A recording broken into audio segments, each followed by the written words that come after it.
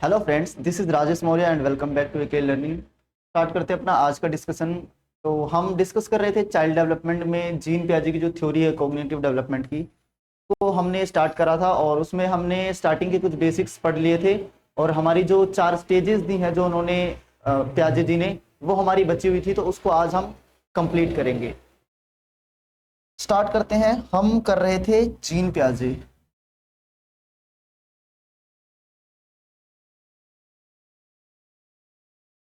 Gene पियाजे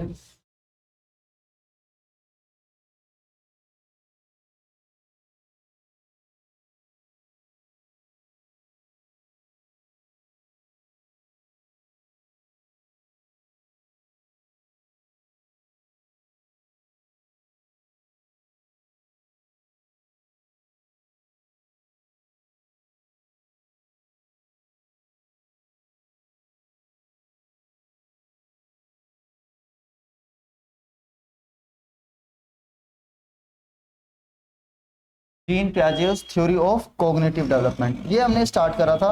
और इसमें मैंने आपको बताया था कि जो जीन पियाजे हैं इसमें ये बताते हैं कि बच्चे की जो थिंकिंग होती है, ये जो कॉग्निटिव वर्ड है वो थिंकिंग से जुड़ा हुआ है। थिंकिंग एंड उससे रिलेटेड जो भी मेंटल प्रोसेसेस हैं, है ना। तो थिंकिंग किस तरीके से एक बच्चे की डेवलप होती है, किस एज में किस तरीके से बच्चा सोच पाता है, इमेजिन कर पाता है, वही सारी चीजें जो जीन पियाजे हैं उन्होंने इस थ्योरी में बताया है उन सबको। ठीक है, तो उसकी मेनली 4 स्टेजेस उन्होंने दी हैं। एक बार एक साथ देख लेते हैं उन स्टेजेस को, फिर हम वन बाय वन सारी डिटेल्स में करेंगे। ठीक है, इन्होंने पहली जो स्टेज दी है वो है sensory motor. Sensory motor stage. अब देखो, क्योंकि ये स्टेजेस में बात कर रहे हैं तो जीन पियाजे के अकॉर्डिंग जो डेवलपमेंट है वो कैसा होगा, डिसकंटिन्यूअस होगा। ठीक है ना। दूसरी स्टेज इन्होंने दी है कॉन्क्रीट, सॉरी, प्री ऑपरेशनल।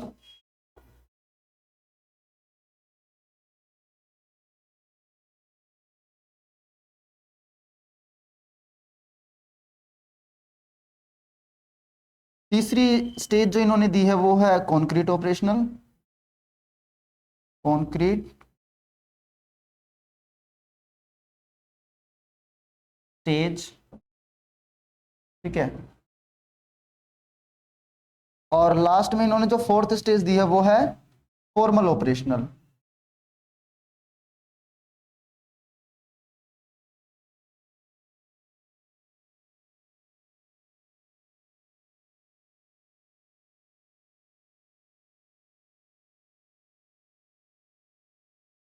तो ये उन्होंने मेनली 4 स्टेजेस दी हैं।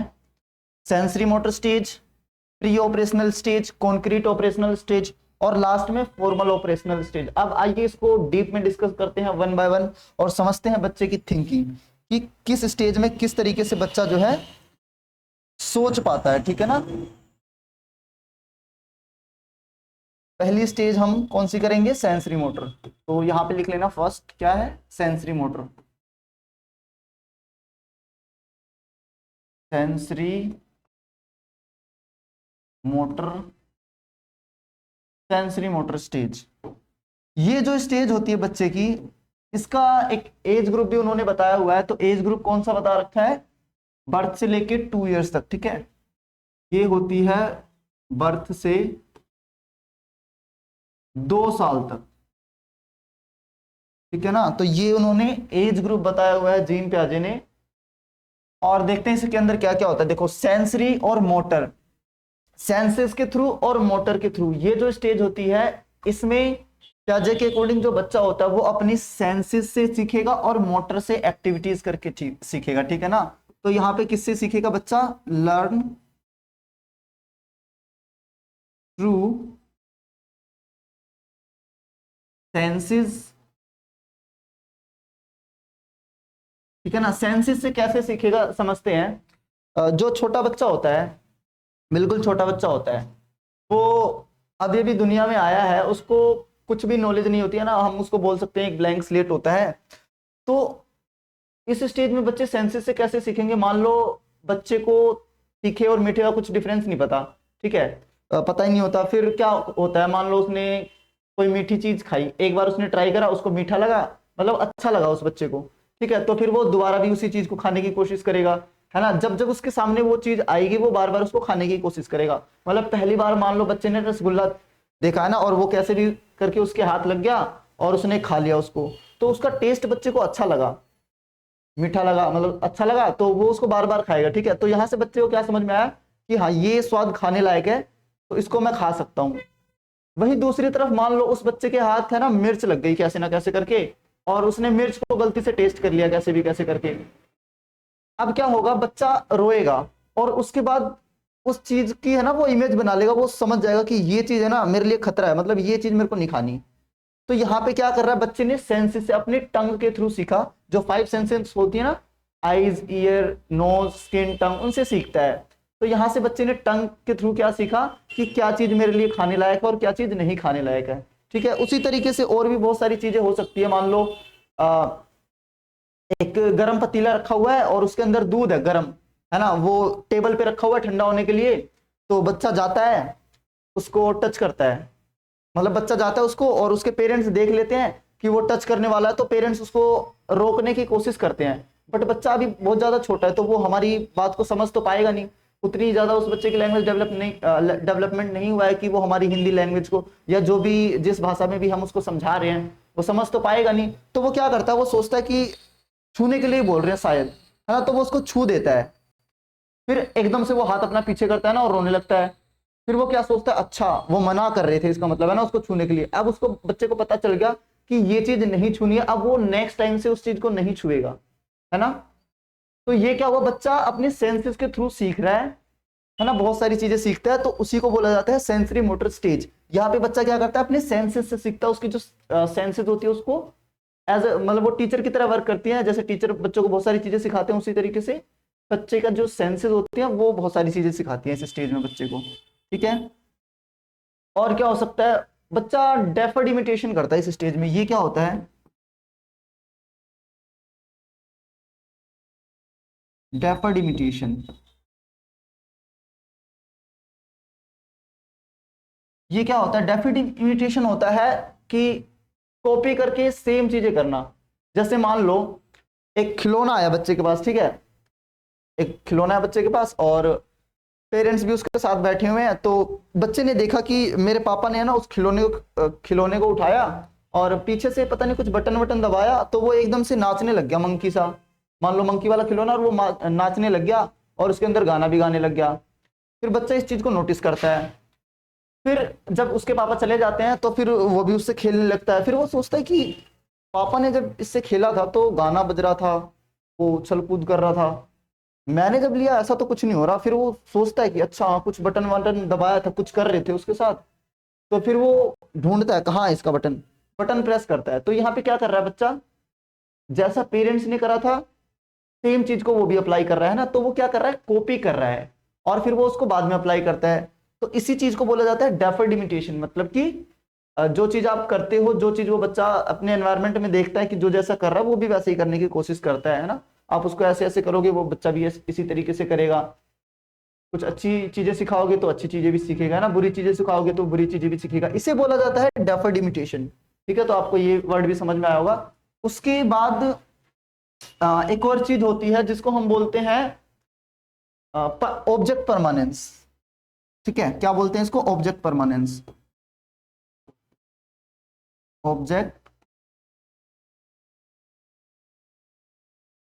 ये क्या होता है, ऑब्जेक्ट परमानेंस का मतलब होता है कि बच्चे को अब ये समझ में आ गया है 2 साल तक आते आते, ठीक है ना, बिल्कुल स्टार्टिंग में तो नहीं पता होता, बट 2 साल तक आते आते उसको ये समझ में आ जाते कि अब चीजें परमानेंट होने लगी है। जैसे कि मान लो अभी बच्चा 1 साल का नहीं हुआ है, 4-5 महीने का है, और वो किसी चीज से खेल रहा है मान लो, और आपने वो खिलौना उसके हाथ से लेके ऐसे फेंकने की एक्टिंग कर दी और बोला वो ले गया, कौवा ले गया या कोई और ले गया, है ना, वो खत्म हो गया। तो वो बच्चा क्या सोचेगा कि हाँ वो चीज सच में चली गई। मतलब अभी जब वो 4-5 महीने का है, अगर उसके सामने से कोई चीज हट गई तो वो दुनिया में एग्जिस्ट नहीं करती, बच्चा ऐसा सोचेगा। बट जब वो बच्चा 2 साल तक आएगा तो वो धीरे धीरे समझ जाएगा ऑब्जेक्ट परमानेंस क्या होता है। मतलब कि अब अगर आप उसके सामने से उस खिलौने को हटाओगे तो फिर वो आपका हाथ पकड़ के जिद करने लग जाएगा, है ना, वो थोड़ा सा रोने की कोशिश करेगा। मतलब आपको ये समझाने की कोशिश करेगा कि मुझे वही वाला खिलौना चाहिए, मुझे दो वो लाके। अब बच्चे के अंदर क्या आ गई है, ऑब्जेक्ट परमानेंस। अब बच्चा क्या समझ गया कि चीजें परमानेंट होती हैं, ठीक है। तो ये अपने बच्चा सेंसेस के थ्रू सीखेगा ऑब्जेक्ट परमानेंस, और इसके अलावा बच्चे के जो रिफ्लेक्सेस होती है ना, रिफ्लेक्सेस,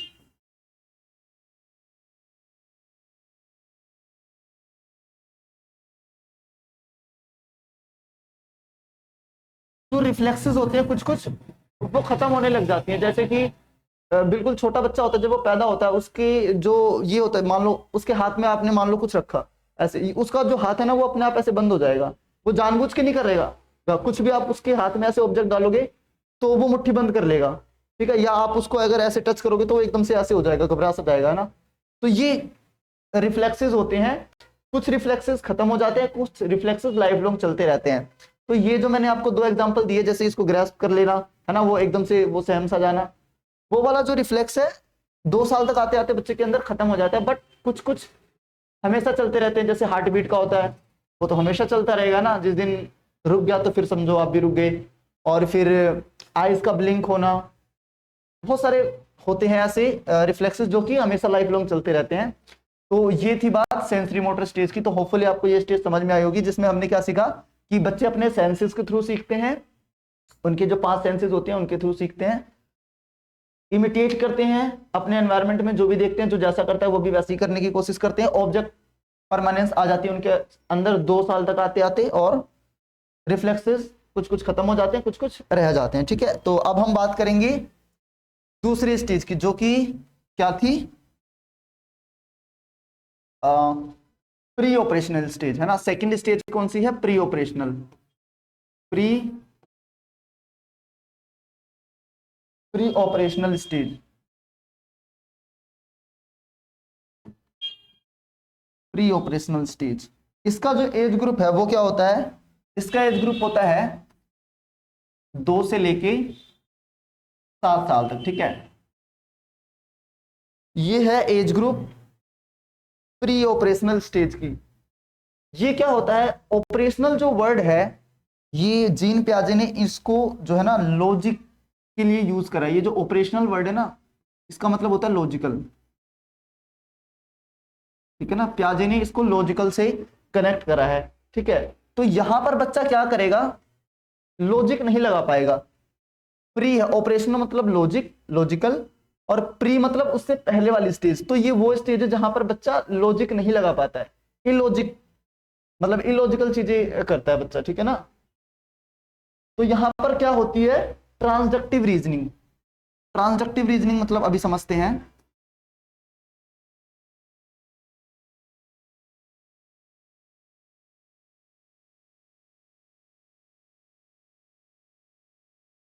ट्रांसडक्टिव रीजनिंग होती है जो बच्चा मतलब सोचता तो है लेकिन वो लॉजिक सही नहीं होते।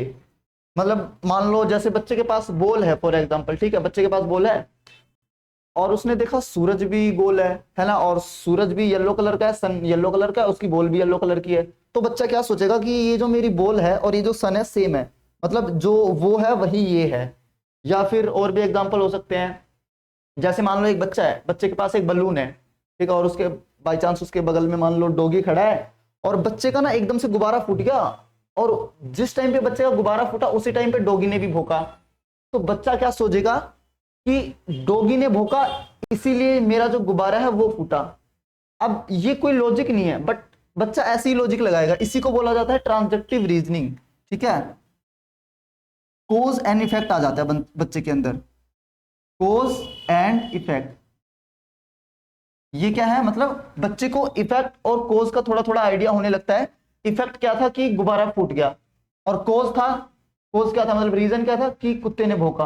अब ये सही रीजन तो है नहीं, तो इसीलिए इसको क्या बोला जाता है, ट्रांसडक्टिव रीजनिंग, या आप इसको इलॉजिकल थिंकिंग भी बोला जाता है, इलॉजिकल रीजनिंग भी बोला जाता है, ठीक है। और इसके अलावा एसिमिलेशन, एसिमिलेशन क्या होता है, सॉरी एसिमिलेशन नहीं, एनिमिज्म, एनिमिज्म, ठीक है। एनिमिज्म क्या होता है, बच्चा लिविंग को नॉन लिविंग की तरह ट्रीट, सॉरी नॉन लिविंग को लिविंग की तरह ट्रीट करता है, नॉन लिविंग को वो जो है क्या करता है, लिविंग की तरह ट्रीट करता है। जैसे आपने देखा होगा छोटे बच्चे जो होते हैं वो गुड्डे वगैरह के साथ खेलते हैं ना, उनको नहलाते हैं, उनको कपड़े पहनाते हैं, उनको चाय पिलाते हैं, खाना वगैरह खिलाते हैं। तो ये क्या है, बच्चा ये सोच रहा है कि वो भी हमारी तरह ही है।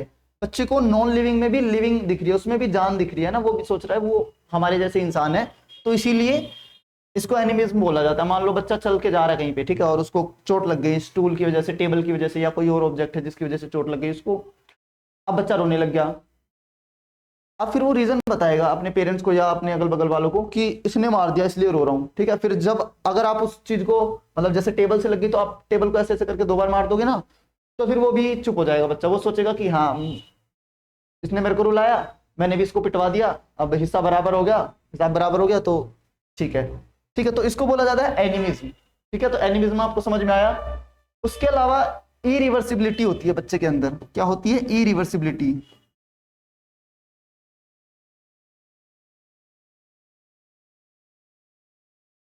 इरिवर्सिबिलिटी मतलब कि बच्चा रिवर्सिबल थिंकिंग नहीं कर पाता है, सॉरी, इरिवर्सिबल थिंकिंग नहीं कर पाता है। मान लो ये प्याजे ने अपने बच्चे के ऊपर ही अप्लाई करा था। एक जो प्याजे का बच्चा होता है ना, वो स्कूल जाता है डेली, तो क्या होता है, जो प्याजे होता है ना, वो जानबूझ के उसकी बस लेट करवा देता है। मतलब वो उसको लेट उठाता है, बस नहीं लेट करवा देता, उसको लेट उठाता है। तो बच्चा जब लेट हो जाता है तो उसकी बस भी छूट जाती है, स्कूल बस छूट जाती है। फिर क्या होता है, जो जीन प्याजे होते हैं वो उसको पैदल पैदल स्कूल तक छोड़ के आते हैं। ठीक है, मतलब कि प्याजे ने अपने बच्चे को पैदल स्कूल का रास्ता दिखा दिया कि ऐसे ऐसे जाना है, और उन्होंने क्या बोला कि छुट्टी में जिस रास्ते से हम गए हैं वैसे ही आ जाना वापस।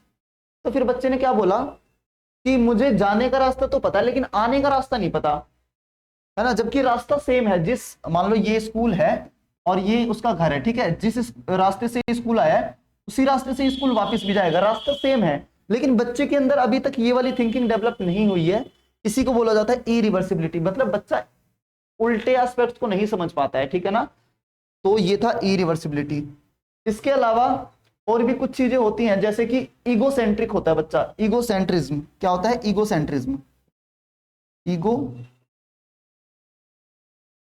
ईगोसेंट्रिक क्या होता है?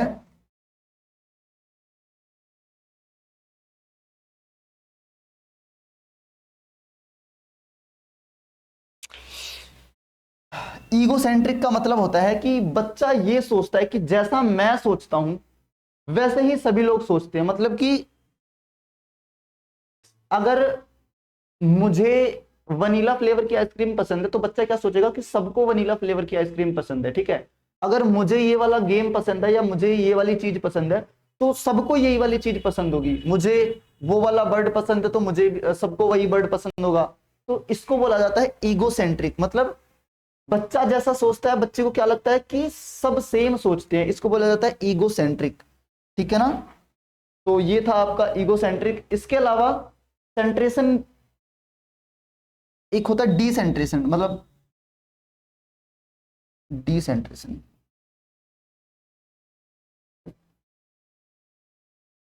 डिसेंट्रेशन का क्या मतलब होता है? बच्चा सारे एस्पेक्ट्स को नहीं देख पाता, ठीक है ना। क्या कर पाता है? सारे एस्पेक्ट्स को नहीं देखता है। मतलब कि जैसे मान लो एक ये हो गया और एक ये हो गया, ठीक है, मान लो ये दोनों सेम है, ठीक है, दोनों के अंदर सेम मान लो पानी भरा हुआ है, ठीक है। एक मिनट, पिक्चर थोड़ी सी गड़बड़, जो पिक्चर को ठीक करते हैं पहले, यहां पे समझना। मान लो कि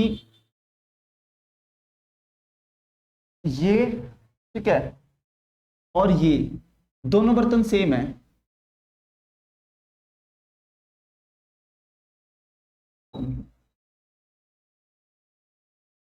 एक बर्तन ये मान लिया, ठीक है, ये दोनों बर्तन है।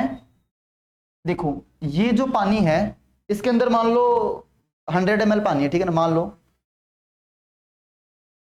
इसी पानी को अगर हम इस बोतल के अंदर डाल देंगे तो ये कितना रहेगा? ये भी 100 ml ही रहेगा ना। ये 100 ml है, ये भी 100 ml रहेगा, ठीक है। अगर इसी पानी को मैं इसके अंदर डाल दूं, या और फिर बच्चे को कंपेयर करवाएं कि बच्चे से अगर हम पूछेंगे ना कि ये वाला पानी ज्यादा है या फिर ये वाला पानी ज्यादा है, तो बच्चा क्या कहेगा कि ये वाला पानी ज्यादा है। क्यों कहेगा? क्योंकि बच्चा यहाँ पे सिर्फ इसकी हाइट देख रहा है। बच्चा क्या देख रहा है? सिर्फ और सिर्फ इसकी हाइट देख रहा है। बच्चे को ये लग रहा है कि अच्छा ये ज्यादा बड़ी है तो इसीलिए इसमें ज्यादा आएगा। तो ये क्या है? डिसेंट्रेशन। बच्चा सारी चीजों को नहीं देख पा रहा। बच्चा ये नहीं देख रहा कि ये कितना चौड़ा है, बस बच्चा ये देख रहा है कि इसकी हाइट बड़ी है, इसकी ये चौड़ाई नहीं देख रहा। ठीक है ना? तो सिर्फ एक एस्पेक्ट पे फोकस करता है जब बच्चा, उसी को बोला जाता है डिसेंट्रेशन। ठीक है, तो होपफुली आपको ये बात भी समझ में आई होगी। इसके अलावा लैक ऑफ कंजर्वेशन, कंजर्वेशन का भी थोड़ा सा उसमें लैक रहता है। मतलब कि कंजर्व कैसे होता है देखो, जैसे कि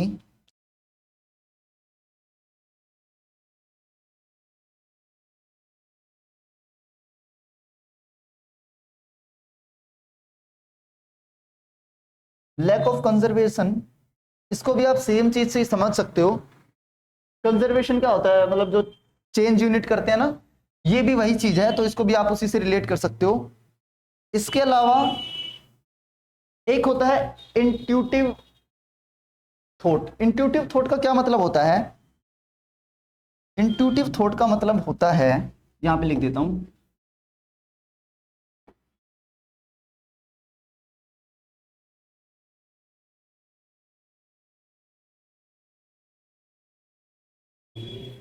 देखो इंट्यूटिव थॉट का क्या मतलब होता है। बच्चों को ना बहुत सारी चीजें पता होती हैं या नहीं पता होती हैं।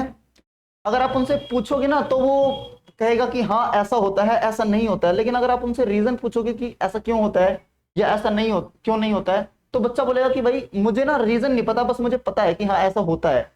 उसी चीज को बोला जाता है इंट्यूटिव थॉट। तो ये क्या है? बच्चे, मतलब बच्चा बिल्कुल ऐसा करता है कि हाँ मैं श्योर हूं इस चीज के लिए कि ये ऐसा ही होता है। लेकिन जब आप रीजन पूछोगे तो वो रीजन नहीं बता पाएगा, बस वो ये बोलेगा कि मुझे नहीं पता, मैंने देखा था कहीं पे या किसी ने बताया था। तो उसी को बोला जाता है इंट्यूटिव थॉट। ठीक है, तो ये थी हमारी दूसरी वाली प्री ऑपरेशनल स्टेज। अब आ जाओ तीसरी स्टेज पे, जो कि होने वाली है कॉन्क्रीट ऑपरेशनल स्टेज। ठीक है, थर्ड स्टेज क्या है? Concrete operational.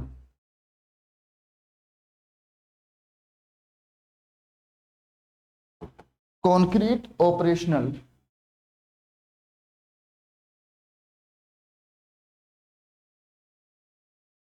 ऑपरेशनल स्टेज ये क्या होता है? इसकी जो एज ग्रुप होती है वो होती है आपकी 7 से लेके 11 ईयर्स तक। ठीक है ना, 7 to 11 ईयर्स।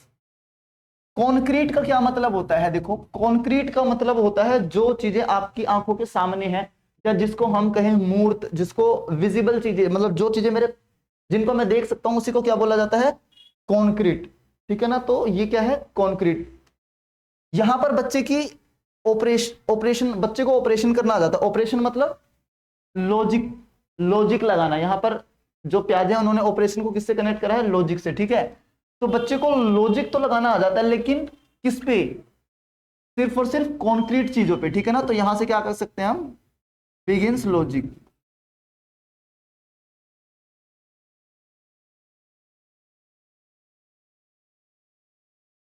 यहां से बच्चा लॉजिक लगाना स्टार्ट कर देता है, लेकिन उन एस्पेक्ट्स पे जो कि उसके सामने होता है। ठीक है ना, इसके अलावा यहां पर बच्चे के अंदर और क्या आ जाती है? जो पिछली वाली स्टेजेस में नहीं थी वो चीज यहां पे आ जाती है। बच्चे के अंदर इरिवर्सिबिलिटी थी।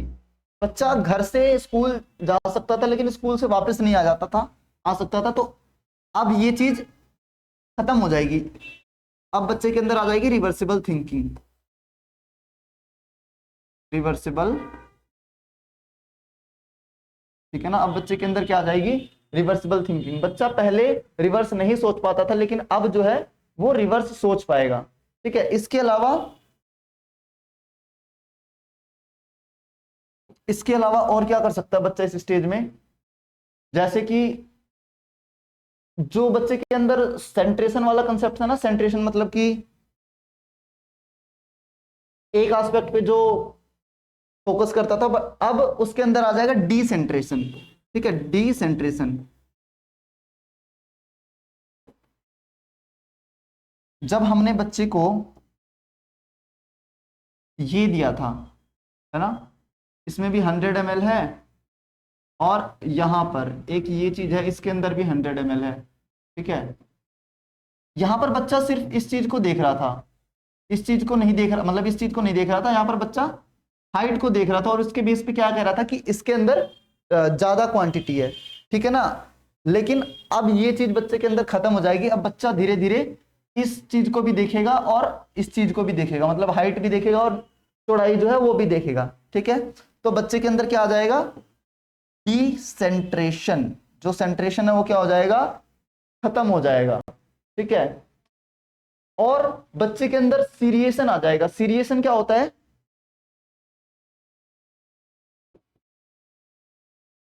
सीरिएशन मतलब होता है जिसको आप बोलते हो असेंडिंग डिसेंडिंग, है ना, ऑर्डर के अकॉर्डिंग लगाना सीख जाता है, मतलब कि पहले बड़ा, फिर उससे छोटा, है ना, फिर उससे छोटा, उससे छोटा, उससे छोटा, इस तरीके से, है ना, असेंडिंग डिसेंडिंग इसको लिख सकते हैं, ascending descending, ascending descending. Seriation मतलब बच्चा अब चीजों को हाइट वाइज, मतलब क्या बड़ा है, उससे छोटा क्या है, फिर उससे छोटा क्या है ना, उन सबको अब वो लगा पाएगा बच्चा, ठीक है।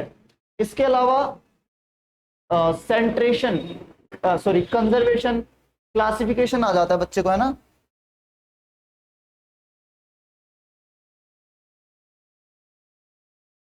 बच्चे को और क्या आ जाता है, क्लासिफिकेशन। क्लासिफिकेशन क्या, मान लो बच्चे को इस तरीके से, है ना, शेप्स दे दी, और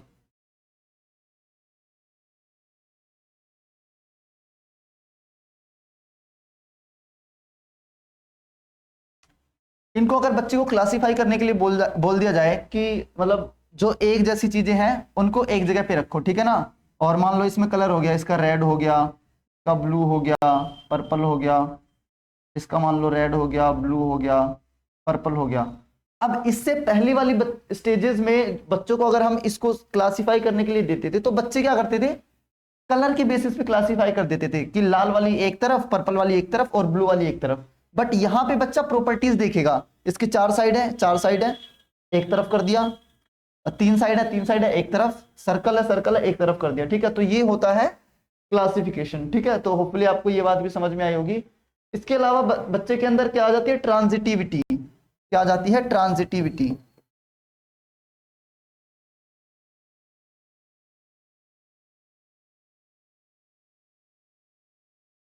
ट्रांजिटिविटी मतलब क्या होता है, जैसे ये देखा ना आपने, ए मान लो बड़ा है बी से, ठीक है ना, और जो बी है वो बड़ा है सी से।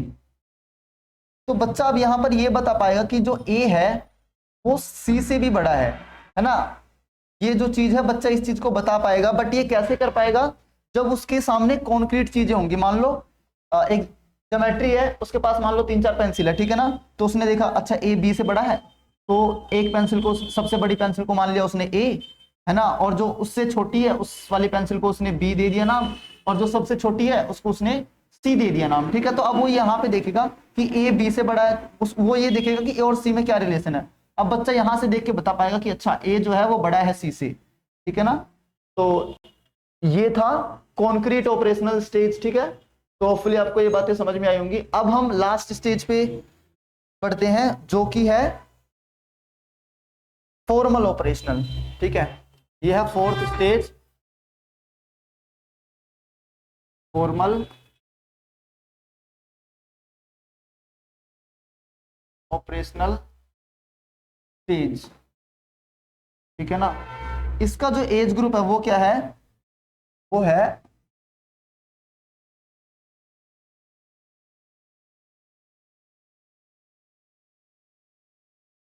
मतलब 11 एंड अबव, 11, जो लोग भी 11 साल से बड़े हैं उन सबको हम इसके अंदर रख सकते हैं, ठीक है।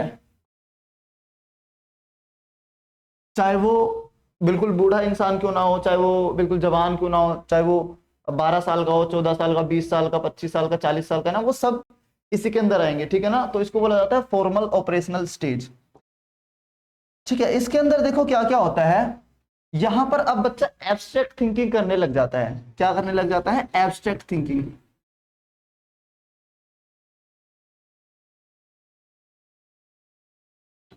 अब ये एब्स्ट्रैक्ट थिंकिंग क्या है? अभी तक बच्चा लॉजिक लगा रहा था, हमने देखा कि जो प्री ऑपरेशनल स्टेज में है बच्चा, वो इलॉजिकल थिंकिंग करता है। फिर उससे आगे वाले स्टेज में आया कॉन्क्रीट में, तो बच्चा वहां पे लॉजिक लगा पा रहा है, बट वो कॉन्क्रीट चीजों के प्रति लगा पा रहा है ना, जो चीजें उसके सामने है, जो उसको दिख रही है उसके प्रति। लेकिन अब यहाँ पर बच्चा एब्स्ट्रैक्ट थिंकिंग, जो जो चीजें उसके सामने नहीं है ना, उन चीजों के प्रति भी वो क्या कर पा रहा है? लॉजिक लगा पा रहा है। अगर मैं यहाँ पर अभी आपको एक एग्जांपल दे रहा था, जैसे कि मान लो डॉग ने ठोका और वो बलून फट गया, है ना, या बच्चे ने मून को कंपेयर करा या सन को कंपेयर करा अपनी बॉल से, तो आप इमेजिन कर रहे हो ना। तो यही क्या होता है? Abstract thinking. जो सिचुएशन आपके सामने नहीं होती उसको भी आप इमेजिन कर सकते हो, है ना, उसी को बोला जाता है एब्स्ट्रैक्ट थिंकिंग। ठीक है, तो होपफुली आपको ये बात में समझ में आई होगी। उसके बाद बच्चा हाइपोथेटिकल थिंकिंग करने लग जाता है। क्या करता है? Hypothetical thinking. ये क्या होता है? हाइपोथेटिकल थिंकिंग का मतलब होता है बच्चा कोज ढूंढने की कोशिश करता है। ठीक है ना, कोजेज, कोजेज समझने की कोशिश करता है। जैसे कि मान लो खुद से ही वो रीजन लगाने लग जाता है कि जैसे कि फॉर एग्जांपल मान लो कहीं पे भीड़ लगी है, ठीक है, बच्चे ने देखा कि कहीं पर भीड़ लगी है, तो फिर वो खुद से आइडिया लगाएगा कि भीड़ क्यों लगी होगी। या तो यहाँ पे कुछ बट रहा होगा, या कोई आया होगा, कोई मतलब कोई बड़ी पर्सनैलिटी होगी, है ना, इसलिए भीड़ लगी है। या फिर कोई शादी वगैरह होगी, कोई इवेंट वगैरह होगा, ठीक है, या कोई मीटिंग चल रही होगी। इस तरीके से खुद से हाइपोथेसिस लगाएगा। या फिर उसने बच्चे ने देखा कि कहीं से ना धुआं निकल रहा है, वहां से धुआं निकल रहा है, तो फिर वो फिर से खुद से एज्यूम करेगा कि ये धुआं क्यों निकल रहा होगा। या तो यहाँ पे किसी ने कुछ जला रखा होगा, है ना, या खुद से आग लग गई होगी, या और कुछ पूजा पाठ हो रहा होगा, हवन हो रहा होगा, है ना, जिसकी वजह से धुआं निकल रहा होगा। बहुत सारे वो खुद से रीजन लगाने लग जाता है। इसी को बोला जाता है हाइपोथेटिकल थिंकिंग। ठीक है, तो होपफुली आपको ये बात भी समझ में आई होगी। इसके अलावा ये जो बच्चे होते हैं इनके अंदर आ जाती है अडोलेसेंट इको सेंट्रिज्म। ठीक है, क्या होता है? Adolescent ego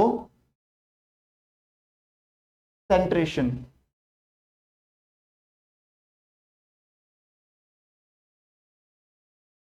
ego ego centric अभी मैंने आपको बताया था। अब देखो ये ईगो सेंट्रेशन क्या होता है, यहाँ पे अडोलेसेंट ईगो सेंट्रेशन क्या है? जो यहाँ पे अडोलेसेंट होते हैं ना, जो ये 11 से बड़े होते हैं, जो है ना, मतलब जिनको आप टीनेज कहो या उससे बड़े वाले जो एज के होते हैं, वो क्या करते हैं? वो अपनी पर्सनैलिटी पे बहुत ज्यादा ध्यान देते हैं। मतलब कि ये देखते हैं कि मान लो शादी में जाना उनको, है ना, तो वो बहुत अच्छे से सज धज के गया। तो फिर अगर मान लो दो जने को उसने देख लिया कि वो उसी की तरफ देख रहे थे, तो वो क्या सोचेगा कि अच्छा मैं ज्यादा स्मार्ट लग रहा हूँ, इसीलिए वो मेरी तरफ देख रहे होंगे, है ना, या वो तारीफ कर रहे होंगे, यार देख कितना स्मार्ट बंदा लग रहा है ना। इस तरीके से सोचते हैं। या फिर अगर मान लो कोई नेगेटिव भी चीज है, जैसे कि मान लो बच्चा है ना, वो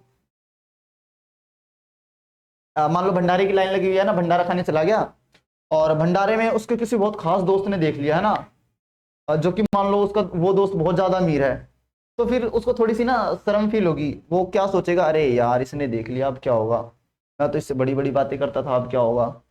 इसी चीज को बोला जाता है अडोलेसेंट ईगो सेंट्रेशन। ठीक है ना। या और ये जो होता है ना, ये अडल्टहुड में, मतलब जो बीच वाली एज होती है वहां पे ज्यादा होता है। मान लो जैसे ये छोटा बच्चा है, ठीक है ना, ये चाइल्डहुड की पीरियड है, और ये अडल्ट वाले, और ये है ओल्ड एज। ठीक है, तो यहाँ पे क्या होता है, ये चाइल्डहुड में कम रहता है, और चाइल्डहुड में कम रहता है, फिर ये जब ये टीनेज होती है ना, तो उस टाइम पे फिर ये ज्यादा जाता रहता है, और फिर धीरे धीरे जैसे आप ओल्ड एज में आते हैं तो फिर ये वापस से कम होता चला जाता है। ठीक है ना, मतलब कि एक छोटा बच्चा है ना, मान लो वो फटे पुराने कपड़े पहन के भी चला जाता है ना, वो बिना नहाए धोए भी गली में बच्चों के साथ खेलने चला जाता है ना, उल्टा स्वेटर उल्टा कपड़े पहन के चला जाता है, उसको कोई फर्क नहीं पड़ता लोग क्या कहेंगे, उसको कुछ इतना खास फर्क नहीं पड़ता है ना। ओल्ड एज वाले भी ऐसे, मान लो कोई बूढ़े दादाजी हैं और वो पार्क में गए थे घूमने के लिए, और जब वो वापस आए तो आपने बताया कि दादा आपने स्वेटर उल्टा पहना हुआ था, तो वो देखेंगे अच्छा स्वेटर उल्टा था, चलो कोई नहीं। बट ये जो बंदा है, ये जो यहाँ पे है, ये क्या सोचेंगे, अरे भाई उल्टा पहन के चला गया था क्या यार, मैं तो उसकी गली से निकल के आया, उसने देखा क्या सोच रहा होगा, या वो क्या सोच रही होगी है ना मेरे बारे में। तो इनको ज्यादा फिक्र रहती है उस चीज की, इसी को बोला जाता है एडोलेसेंट ईगो सेंट्रेशन। ठीक है, तो ये थी हमारी जीन प्याजे की जो 4 स्टेजेस थी। ठीक है, उनको हमने आज डिस्कस करा है, और होपफुली आपको ये सेशन समझ में आया होगा, पसंद आया होगा। ठीक है, पसंद आया तो आप लाइक शेयर कर सकते हैं। मिलते हैं फिर नेक्स्ट वीडियो में किसी नए टॉपिक के साथ।